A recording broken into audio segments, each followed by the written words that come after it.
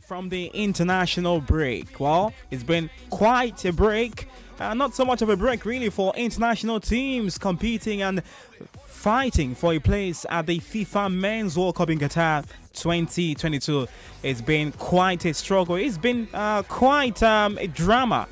And it's been the flourish for some of the teams who've qualified on the European scene or elsewhere around the world. Welcome to Game On tonight. The guys are in here. It's a full house. There's Emmanuel Etim, there's Safina Napoleon, there's Anthony the Voice, and of course there's Brownish, the first disciple of the Asian of Sport. Tonight we'll be looking at all the teams who have qualified for the playoff rounds or for the FIFA Men's World Cup. And we'll be asking for your best 5 teams to represent Africa at the World Cup. If we were to choose 5 teams, remember Africa have got 5 slots to the FIFA Men's World Cup as always, and we'll be asking you who are your 5 best picks to give Africa a good representation out there in Qatar come next year. Also, we'll be continuing our gambling series here on Nigeria Info, and as always I'll be asking you about your gambling stories. We'll be looking at the growing conversation of banning gambling sponsorship in the UK. Now I know it's not the first time you're hearing the news that we're going to be banning gambling sponsorship in the UK. So we'll be having an expert on the show, a professor. We'll be having Dr. Brian Sobing, who is a professor as far as gambling issues are concerned, gambling problems and other issues. So we'll be having him on the show at some point. Also, there is money to be giving out tonight as always. The Fans League returns from 8:30. We'll be giving out cash prizes on the show tonight. Dani Alves has been unveiled out there at Barca, and the feeling at Camp Nou, well, it felt somewhat like this.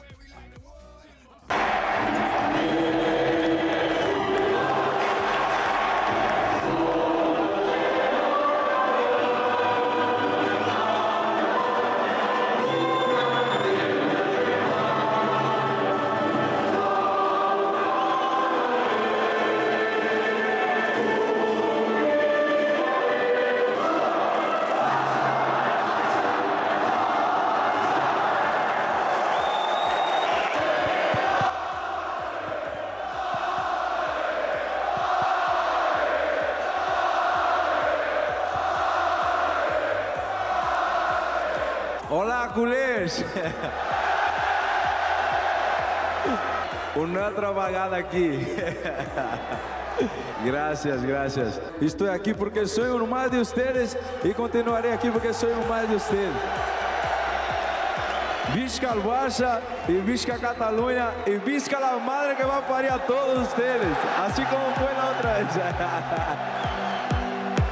Dani Alves is unveiling out there for the second time at Barca. He in fact made his way to the pitch on flip-flops. Can you imagine that? Welcome to Game On tonight. The guys are in here. I'll start from the man who sits on the man who's in charge of this team, making sure the team are in line or putting smiles on the faces of the team. Emmanuel Etim joins me for this broadcast tonight. It's been quite a while on the Wednesday show, Emmanuel. I hope you enjoyed your break.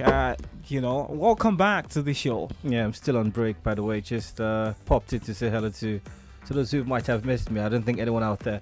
But it's a pleasure being on the broadcast, Wednesday Game On broadcast. Looking forward to what we have as regards to the conversation today. Anytime you go on break, I know you were in the UK for about 2 weeks, and usually when you're on break, you gain some weight. But this is an unusual break for you, Mano. Yeah. What did you spend the break? Did you spend the break in the gym? No, I didn't. I was still walking away from the office. That's how asphyxiated it is to run a gang. I think it's high time Femi chops that name off. Let me just say, Femi and something else.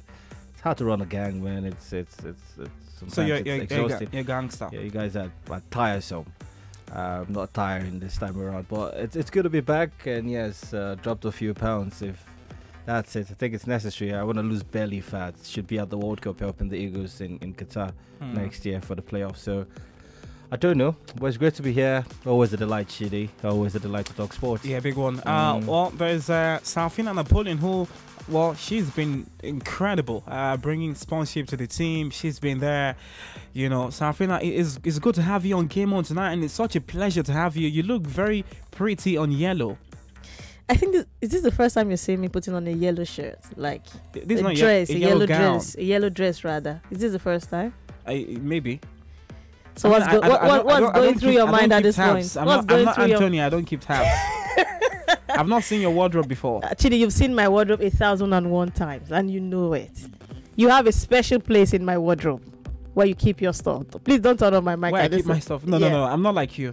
Please just go on. Anyway, it's great to be here. You look great. Whenever I see you dressed like this, two things are involved. Either you've been Anthony Dimwaka, welcome to the show. Look, brother, it's good to have you, brother. It's good to have you on this show, brother.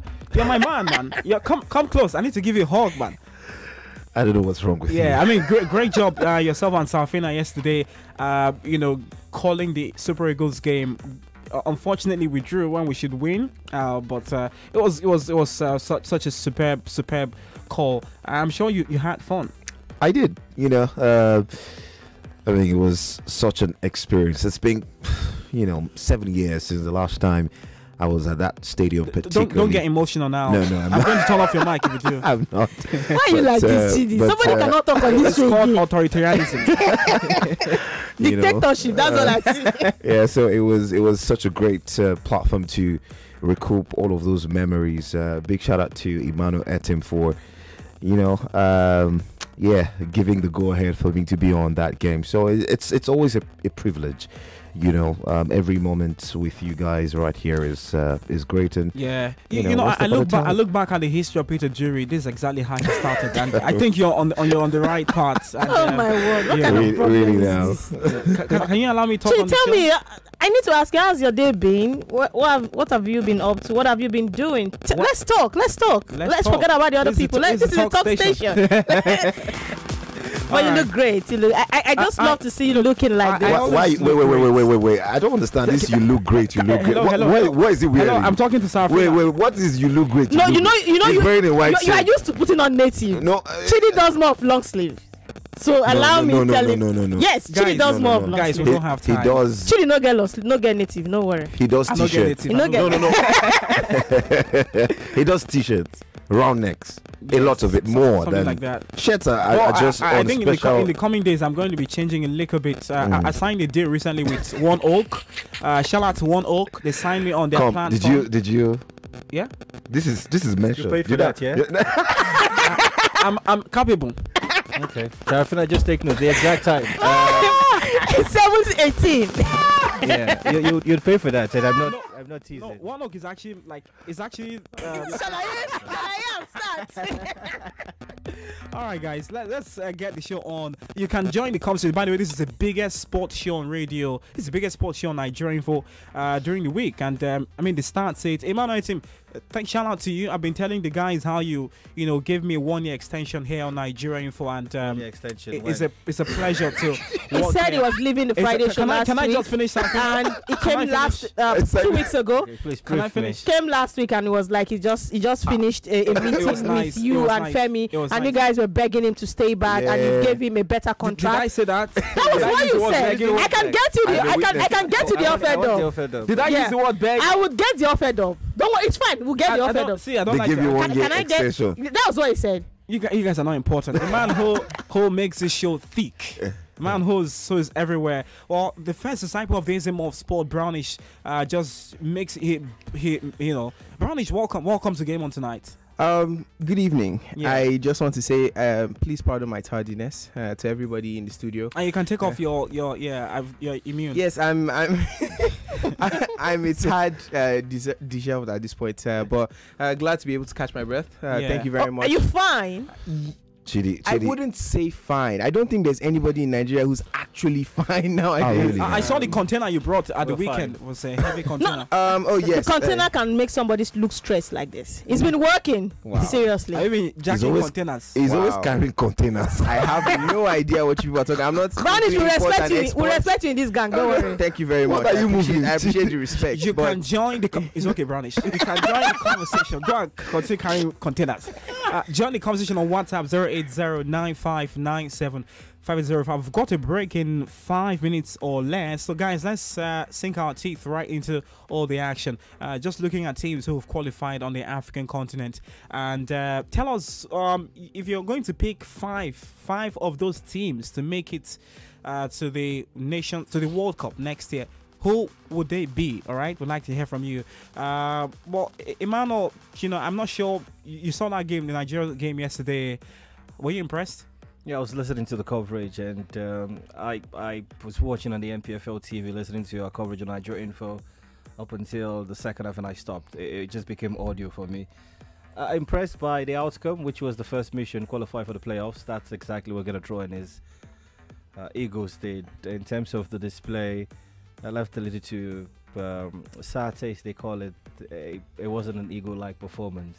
In all fairness, we had just one man who wanted to die for the country by virtue of the amount of time Tony and Sarafina mentioned him, Victor Osimhen. It was a tad disappointing by visuals and by the commentators' details of the performance. So, but like I mentioned, I think the essence of that particular fixture was achieved.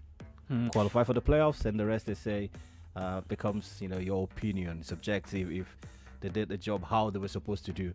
But mission accomplished for now. But we all know the story. They don't convince. They flatter to deceive at the moment, the Eagles, and it's sad. But we just want to be at the World Cup, for business purposes. All right. So we have qualified for the playoffs, and here are the teams who've qualified for the African playoffs. All Algeria are in there, qualifying from Group A, Tunisia from Group B, Nigeria from Group C, Cameroon from Group D. There's Mali from Group E, and Group F has got Egypt. Group G has got Ghana, even though it's still very contentious. I'll tell you some of the latest. I'll be connecting to a Ghanaian journalist and a South African journalist much later on the show. So Ghana from Group G, Senegal from H, Group I has Morocco, Group J has DR Congo, and there you have it, all the 10 teams from Africa who have qualified for the playoff round. So Safina, I'll come to you. If you were to pick 5 teams from these 10 to represent Africa, having how Africa has performed on the global scene in the last 20 years, who would they be? I think at this point it's a little bit dicey and tricky because of the fact that my head is saying a pick based on the last outing we had, talking about the African teams now, and the other one is saying pick based on form, and I don't even know which to go with at this point. Chidi, you've got 30 seconds to pick. Okay, should I just speak? No analysis, is that what you're saying? Yeah, just speak. Okay, I think looking at the teams at this point, I think I would go with Egypt 1, Senegal number 2, Cameroon number 3, and maybe Algeria and what's the name of this team again? Ghana. Not even. Those are my 5 teams off the top of my head. Egypt, Cameroon, Senegal, Algeria, Ghana. Yeah. All right. Tell us which team you're picking. Brownie, can I quickly get your thoughts within 10 seconds? Firstly, just the teams you're picking. Nigeria, Algeria, Egypt, Senegal, and maybe Cameroon. Okay, Nigeria, Algeria, Egypt, Cameroon. Nigeria, Algeria, Egypt, Senegal, and then Cameroon. All right, interesting. Well, my producer tells me we're streaming live on Facebook, so don't just listen to us, watch us. We're live on Facebook, Nigeria Info 99.3. So go there and you can see our world-class studios here on Nigeria Info. We'll go on a break. When we come back, we'll take your calls and even more here. Stick around.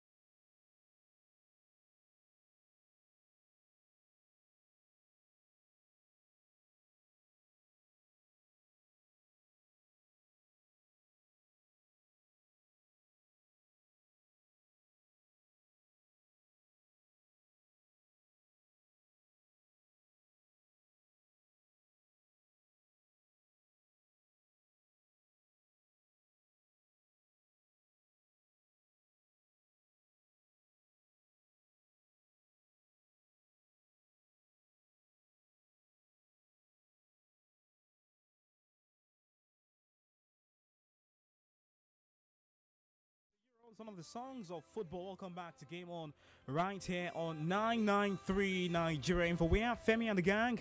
I'm Chidibere and Gulu, the comedies of sport. The guys are in here. There's Anthony the Voice, Emmanuel Etim, Safina Napoleon, and Brownish, the first disciple of the AZM of sport. Welcome back. Before the break, we were talking about your top 5 African teams to give Africa a better chance, or perhaps the best chance, at the World Cup in Qatar come next year. I told you about the teams who've qualified for the playoffs on the African continent, from DR Congo to Morocco to Senegal to Ghana to Egypt to Mali to Cameroon, Nigeria, and Tunisia in Group B and Algeria in Group A. Let's hear from you. We'll take a few calls, and then some of your thoughts still coming in on WhatsApp. Keep them coming. 080-9597-5805. Let's take a few calls. After the calls, we'll be switching to we'll speak to Dr. Brian, who is on the line, and they'll be talking about the issue, the conversation around banning betting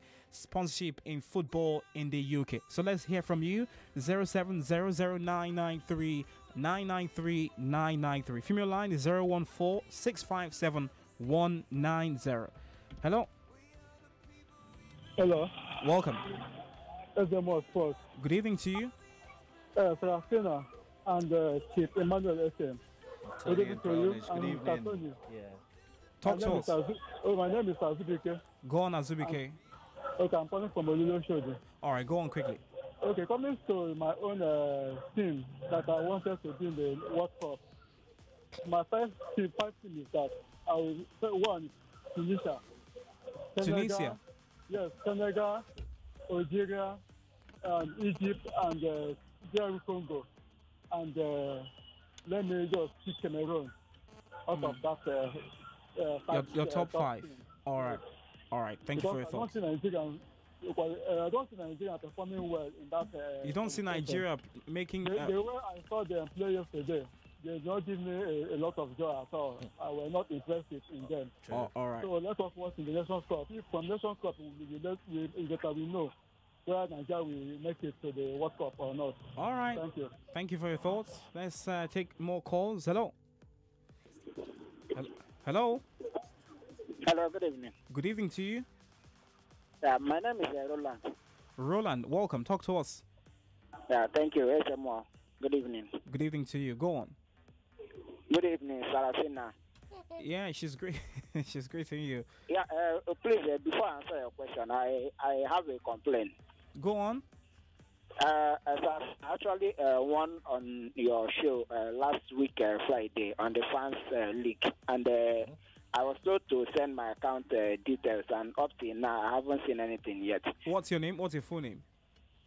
Roland Ngwaba. All right, Roland. Did you send your details to the WhatsApp line? Yes, I did, and I got a reply that it has been seen. All right. So I'm certain you're processing it. You get your money, Roland. Okay. Okay. All right. Thank you, Roland. So you want to share your thoughts on your 5 teams? Yes. All right. I want to. Do that quickly. I will take Egypt, Senegal, Morocco. Egypt, Senegal, Morocco, Algeria, and Nigeria. Yeah, Nigeria. All right. Thank you for your thoughts. Okay. Thank you. Let's squeeze in 3 more. Hello. Hello. Good evening to you. Yeah, his name is Chidibere and Regulation This Samuel. Samuel. Good evening, Emmanuel. Good evening. Brownish and Anthony the Voice. Go on. Yeah, my take, quickly, my votes for number 1, Morocco, number 2, Algeria, number 3, Egypt, number 4, Senegal, and number 5, Tunisia. So those are my picks. Nigeria will not go to the World Cup next year. Bye-bye. Have a wonderful show. Yeah. All right. Have a wonderful show with Nigeria not going to the World Cup. That's good. Thank you. Hello. Hello. Good evening. Good evening to you. You've got to speak up. Good evening. Just all right. I'm so depressed as I speak, sir. You're depressed? As I talk to you, but I'm just speaking with the last strength in me, and there's something I just want to do now. What's your name? What's your name? My name is Austin. I'm calling from Okoko. Austin, what's making you depressed? No, what I'm saying, I just wonder because, some things can make somebody to do what you're not supposed to do. What's making you depressed, Austin? No, my wife actually had twins, but you feeding them, she had twins last month on the 16th, but things are not just working out for me. As I speak to feed them, even as I'm talking to you, I just feel like giving out my twins as I speak, sir. I just feel, let me just speak out because my heart is so heavy that I feel I am not woman enough. Okay, Austin. Austin, I understand the situation, and I mean, I've not had a kid before, but Emmanuel team has had have babies. I don't know. I know. You don't need to have a child to feel how difficult it is to face children. Okay, it's just They are twins. I'm just wondering how even my wife does it to breastfeed them very hard. What do you want us to do? I don't mind, even though if I don't mind to give you my number. I don't know if okay, Manuel, let him help me. Okay, are you on WhatsApp? Send us your details on WhatsApp. Can you get someone's phone to send us something on WhatsApp? What's your last phone? You know what? Just call your number out. Please, my number is your phone number out. Don't call your bank details before you talk to the video. 070. Okay. 85. 85. 23. 23. 86. Okay. All right. Start with 85. Ends with 41. 070. Uh-huh. Uh-huh. Uh-huh. Uh-huh. Yes, no problem. All right, we'll get in touch with you. All right, thank you. Thank you for that. All right, let's squeeze in one final call on your 5 teams for Africa. Hello. Now my own come the final call today. All right, quickly. Okay, Ibn Praise speaking. Go on, Ibn Praise. Yeah, I wouldn't blame those who are saying Nigeria will not qualify because of what they played. It wasn't encouraging. So I would just pity them by including their name. Nigeria, Senegal, Egypt, and any other one, but Nigeria, I doubt. But we are praying for Nigeria so that we can be among them. But they are not really playing encouraging games at all. All right, praying for Nigeria. Nigeria. Yeah, hopefully we do qualify from the playoffs. But I think, Emmanuel, the playoffs is still around March after next the year. AFCON. Yeah, so I mean, it gives us a good. Well, hopefully, I think teams who qualify for the AFCON have got an advantage because they're a bit more. Oh, in terms of preparation, yes. But it's all about the fixture ahead. It's the draws, the November rankings, the FIFA rankings will be used when the draws take center stage in December. So it could be tricky. It could be. We could fall down with sports, and Egypt could usurp us. Again, we might retain our 5th position on the continent. So it's quite dicey, and we're not certain who's going to be our manager when the playoffs start.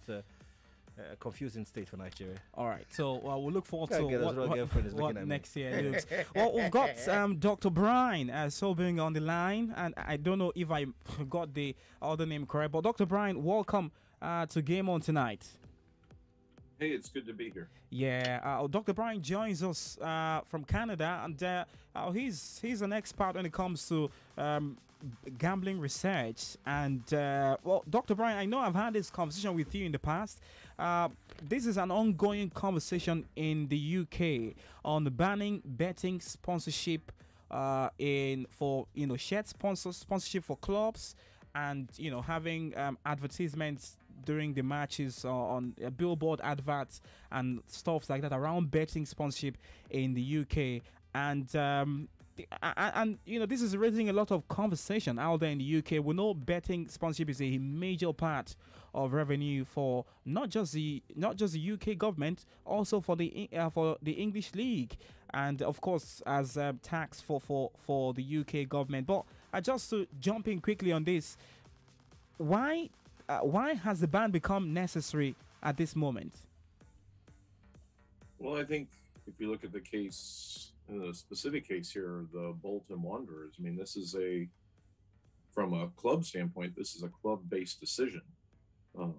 And it looks like, at least from thinking from a bigger context, looks like this comes from a couple different things. One being There's a recent gambling review put out by the Public Health of England, doing in many ways, a systematic review of gambling and costs, benefits, you name it. And it looks like, from a club standpoint, that they decided to take the stance that for them, it was something that they feel it was a help to their community, to not provide gambling kiosks, take away the gambling sponsorship that they have control over. Now, as a side note, the EFL, the league that they're playing in right now, the title sponsor of the league is a betting company. So they have some control of the league to control sort of their contractual team contracts as it relates to sponsorship and things like that. And they've taken the decision of saying, we think there's a bigger part than just gambling and sport, and this is really a community that they are a part of, and an issue that they deem is something that they need to be leaders in. And so it would seem to me, from that context, that in a nutshell, that could be the basis of the decision that they've made in this instance for the club. Anyways, I've got my colleagues here. There's Anthony the Voice. He's got the voice of God. He's a God himself. Anthony, say hi to Dr. Brian. Dr. Brian, great to hear from you. All right. And I've got Emmanuel Etim. You might not be able to see him because he's sitting somewhere else in the studio. There is Brownies, Safina, Napoleon, and they're all my colleagues. And I mean, we've all been interested in this conversation. And betting money or gambling money is the big money for sports in the UK. And I'd like to ask you what the long-lasting financial impacts of a potential ban. And just, you mentioned the case of boating. Just for those who are listening and who are hearing the boating issue for the first time, earlier this month, boating executive Neil Hart announced that boating will be cutting ties with betting companies. Take a listen. The club is not heavily reliant on betting sponsorship. The hit, if you like, will be on the kiosks and the concourse betting booths. But we'll find a creative way to use them in a different way. We didn't feel we needed that betting partner on our shirt. We didn't feel we needed to saturate our concourses with betting kiosks. And all in all, it's been received very positively by our supporters. We're a firm believer of everything in moderation, but clearly betting around football ruins people's lives. And Bolton Wanderers are putting out a very positive statement and a very clear message where we stand. All right, that was Bolton Wanderers' Chief Executive Neil Hart talking about betting. And aside Bolton, there's even a broader conversation about banning betting sponsorship in the English League. But Dr. Brian, what's the long-lasting financial impact? We hear that clubs could be losing, lots of money. We hear Sky Bet, for instance, sponsors the EFL, the English Championship, which is called Sky Bet Championship. And, the EFL in general makes around £40 million from, betting sponsorship being from Sky Bet. And, obviously this is going to have a financial hit on club finances out there in the UK. Well, I mean, the individual stuff would vary from club to club, most definitely, right? And so I think one of the things that the Bolton Chief Executive Neil Hart had said in a couple of the articles I read, that financially for them, the gambling doesn't bring in as much of a revenues from their standpoint as maybe it does for other clubs. And so for one, that might go from that, any sort of financial impact may go from, or may vary from one club to the other. With that also being said, that doesn't mean that in the absence of a let's say a betting sponsorship contract, it doesn't mean that there aren't any other organizations that would want to partner or be part of or sponsor with a club. And so it, in terms of an impact, yes, gambling and sport are intimately related, and it has been for a long time, regardless of the sport and the nature of the business and things like that. But we also don't know what the absence or taking away, let's say, the sponsorship or the betting sponsorship, we don't know necessarily what sponsor would take its place and for what much. So it's not necessarily a full impact, because there's always going to be there's always going to be sponsors that are, or organizations willing to come in and be part of a sponsorship for a English football club for sure. Well, one of the major reasons why this is happening is because the UK wants to curb gambling problem. But according to research from NHS Digital, around 245,000 problem gamblers there are around 245,000 problem gamblers in England alone, and from research it shows that the increase in betting or gambling sponsorship on club sites does not impact directly on gambling problems in the UK or in England. So, will this by any means help also curb gambling problems in the UK?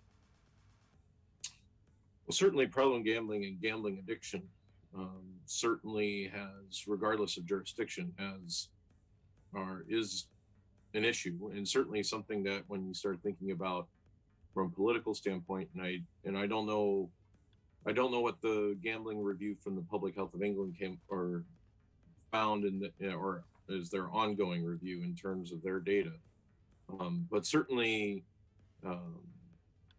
gambling addiction imposes a cost on society in a variety of different ways, and that for the better part of the last few decades has been an improvement in terms of research trying to understand those impacts and various ways to help gambling addiction in terms of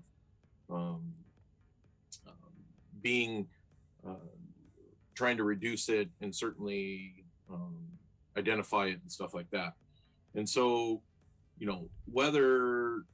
regardless of the research cited, whether there's an instance of a direct impact between, let's say, sports betting and problem gambling, it's probably not done in isolation. So, for example, somebody who may be betting on sports may also be betting or playing the lottery or going to casinos or things like that. And so it's hard, in many ways, it's hard to untangle those. And certainly there are people who are working with people who are addicted to gambling and are trained in that area to probably isolate and tell you about that more sort of in depth. But there's certainly some ties, but it's, at least from the broader literature, it's not necessarily sure, how much or to what extent. But that doesn't diminish that there is gambling addiction, but also the fact that it does impose costs, not just on the person who's addicted to gambling, but also on the broader society in which.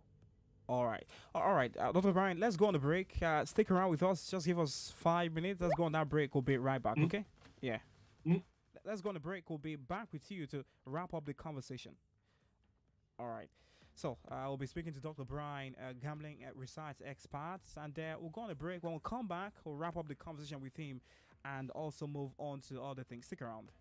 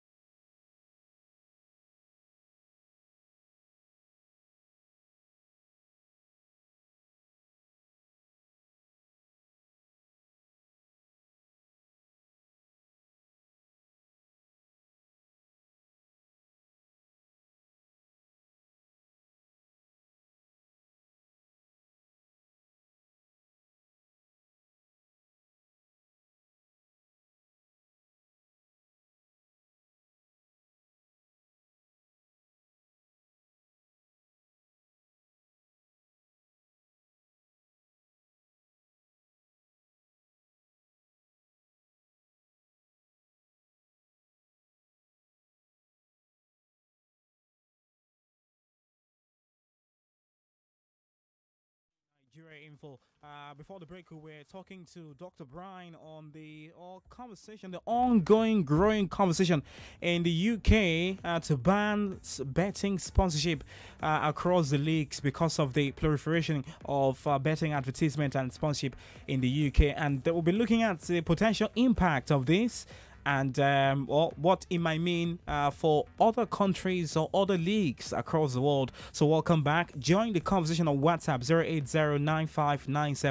08095975805. We're trying to set up our WhatsApp tab, so once we do that, you can sending those. I'm sure a lot of your thoughts are already there, so we'll be taking them once we move forward. All right, Dr. Brian, thank you for sticking around. And the thing here, Dr. Brian, here on Nigeria Info on our sports show, we recently started a gambling series where we're asking people to tell us their gambling stories. And we did the first series about a month ago, and some of the stories we had were very strong, were very touching as well, because of course gambling have destroyed lives, but gambling have also made some people millionaires overnight.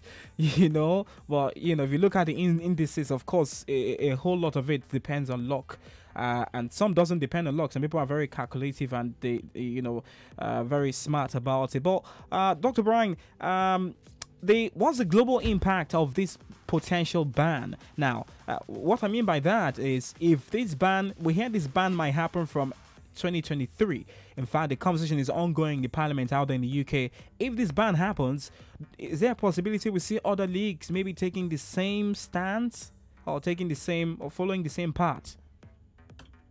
Well, it's certainly possible. When you start talking about a league such as the English Premier League or the English Football League, or just English football in general, certainly the scope and the popularity of that league worldwide certainly have ramifications. Whether you talk about something like this in terms of gambling, or just even, if you think about on-field play, such as a different style of play or things like that. So certainly any sort of foothold that happens with the English Premier League recording in progress certainly has reverberations as it relates to potentially other football leagues around the world. There's Brownish, my colleague, who would like to ask you a question. Hello, Dr. Brian. Hey.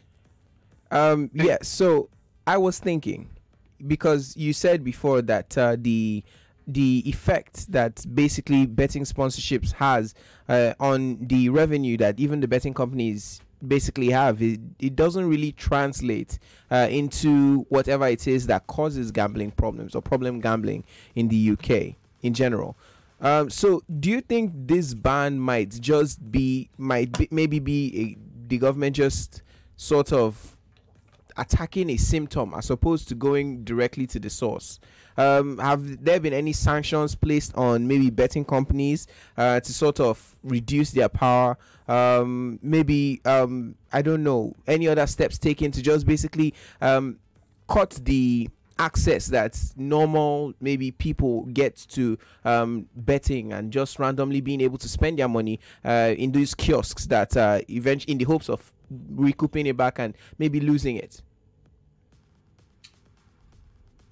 In terms of, I don't know the particulars as it relates to England, but I think the one part of your question, I think, resonates a bit in terms of your discussion being about, or your point about,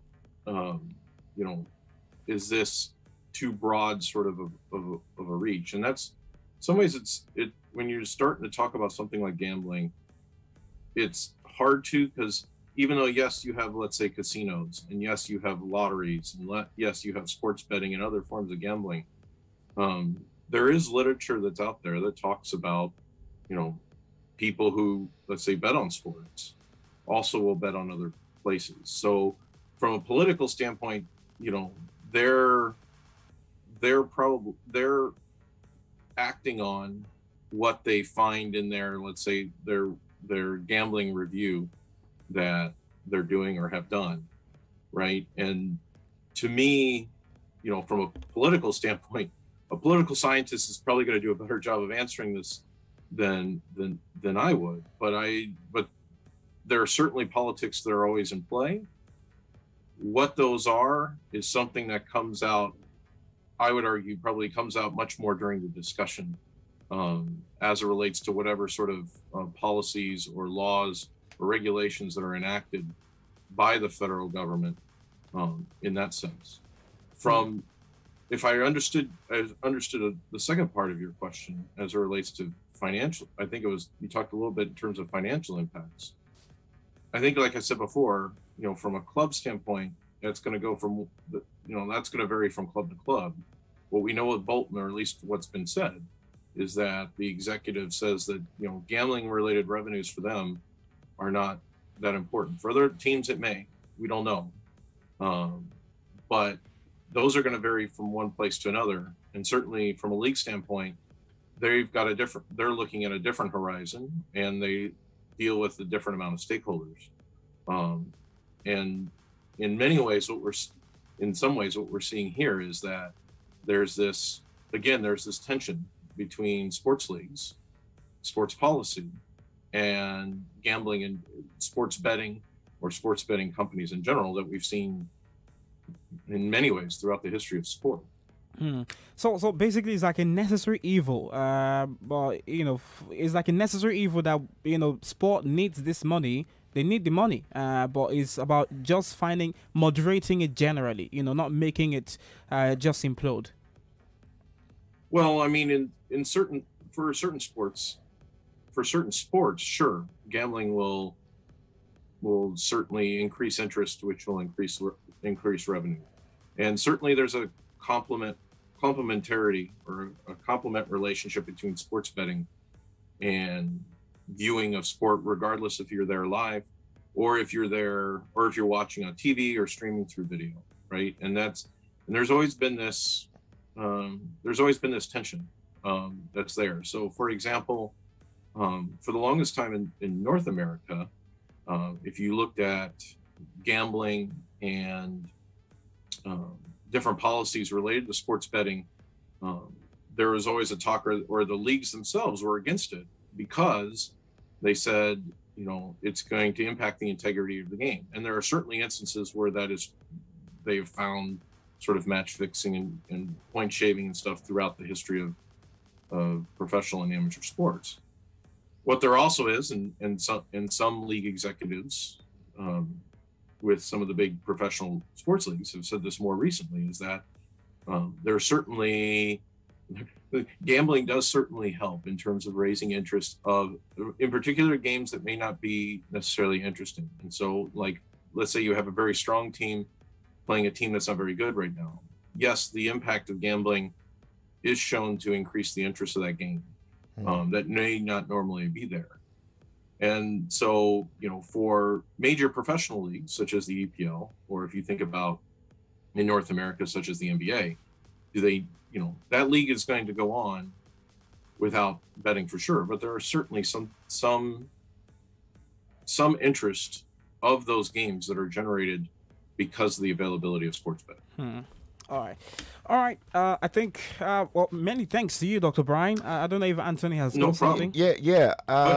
Doctor, we were talking about this prior to us going to pay some bills. And I was, telling you do researches when it comes to gambling. What role does the research you have been doing, yourself and your colleagues, what role does it play in the final decision making? And then what effort are you guys making to ensure that the researches that you're making is out there for people to read? Because sensitization, is very, very paramount. So, I mean, we're beyond just putting these figures and facts together. How are you ensuring that these things you guys are putting together is getting up there and is getting out there also to the average person to, feed their eyes and really see the realities and the danger that this can really cause? Yeah, it's a good question. I think your question is twofold. I mean, first, I think certainly with technology and with the advent of social media and stuff like that, I think it's easier for researchers to provide better access to scholarly works that are produced. Certainly can translate findings in their research in a way that's a little more to the general public. And so I think we're more conscious in trying to make it make research and stuff like that as publicly accessible as you can in terms of outputs and conversations and things like that.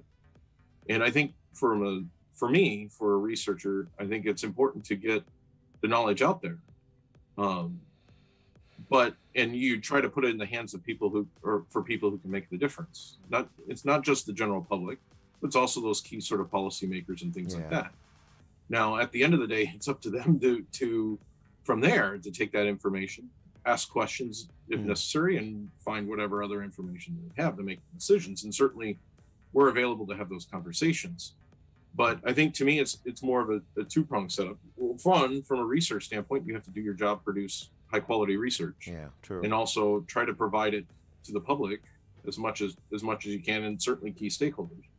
But also, it's up to those policymakers or other key stakeholders to be acceptable to it in terms of being able to read it, but also to ask questions and stuff like that. And at the end of the day, at least for me, your hope is you try to make as much of a difference as you can.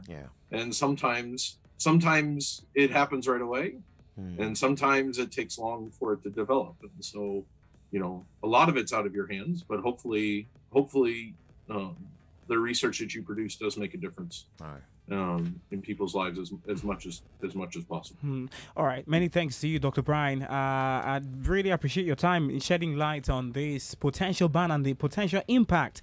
I'm sure this is a conversation that will be ongoing in the coming months and years, and next year is going to be a big year to really have this conversation as far as the UK is concerned. And it might also, the EPL is a very influential league, so anything that happens there could also influence other leagues, even in North America and in Africa. Yeah, and on the flip side, for broadcasters, there seem to be the ripple effect of all of this. I mean, we know Sky Sports and the BBC and so many big broadcasting organizations have got ties with so many betting companies. So if all of this, begins to build up, does it affect them also? Are they in that mix, and all of that? Well, you make a good point, and I'll say this really quickly, is that I even know in my lifetime you've gone from sports, even your sports shows, not even to talk about betting, to now are key parts of even the lines that are produced, the conversations that are happening. And I think you talked about earlier, special shows talking about gambling or the lines that are set for the games and things like that. So even in my lifetime, we've seen a big difference in terms of communicating about sports betting or the presence of sports betting in the conversation about sports and the matches that are going on that day. All right, many thanks to you, Dr. Brian. I hope to catch you sometime next year to talk about this as far as the issue continues to develop out there in the UK. All right. Sounds good. Yeah, thank you. All right, so that was Dr. Brian Sobing, who is a researcher on gambling and sports betting, just shedding light on what that potential impact might be if sport betting is banned in the UK. Again, just to remind you, here is Bolton Wanderers' Chief Executive, Neil Hart, talking about cutting ties with betting companies.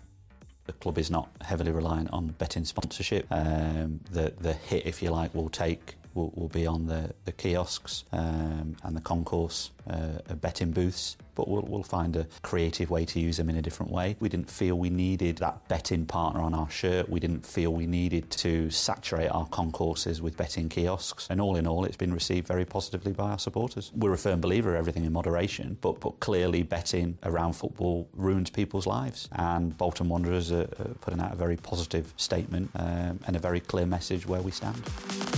Well, that was Neil Hart of Bolton Wanderers. Just to give you more perspective on how deep betting can go. Now, I told you about the issue concerning Ghana and South Africa, and there was a press conference today, Mano. And in that press conference, South African SAFA